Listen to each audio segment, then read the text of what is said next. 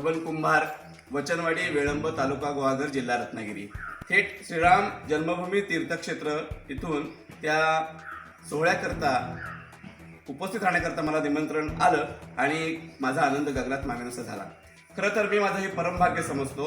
तो एक सुखद धक्का होता आणि गुहागर तालुक्याचं मी प्रतिनिधित्व करतोय. हा आनंद काही वेगळाच आहे. हा ब्रिज जो आहे तो किती महिन्यांपूर्वी पडला होता आणि काय परिस्थिती?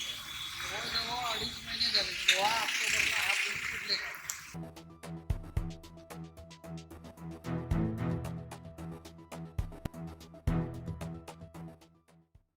पर्यंत त्यांनी फक्त ब्रिज पडलेलं सामान आपलं काढायला सुरुवात केलेली आहे, थोडं काढलेलं आहे. त्यामुळे इथल्या जनतेला सगळ्यांना आम्हाला खूप त्रास होतो.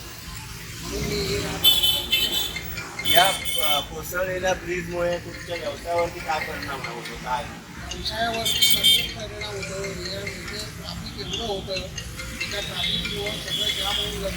त्यामुळे आमच्या व्यवसायाला अडथळा होतो. त्या नागरिकांना त्या गोष्टीचा त्रास होतो.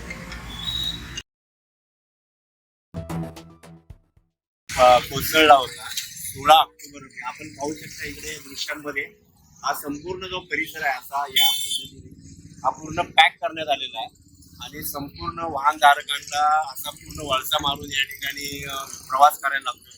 अतिशय जिकरीचं असं एक काम आहे आणि 2.5 महिने होऊन देखील राष्ट्रीय महामार्गाच्या अधिकाऱ्यांचं याकडे दुर्लक्ष आहे. ठेकेदार कंपनी पण काही लक्ष देत नाही आणि नागरिकांचा याचा नाहक त्रास सहन करावा लागतो. आता ट्रान्सपोर्ट व्यावसायिक देखील रस्त्यावर उतरणार आहे. त्यानिमित्ताने ते या ठिकाणी पाहणी करायला आले होते. तर याबाबत आपण अधिक माहिती जाणून घेणार आहे. तुर्तास इथेच थांबतो. टाइम्स न्यूजसाठी संतोष.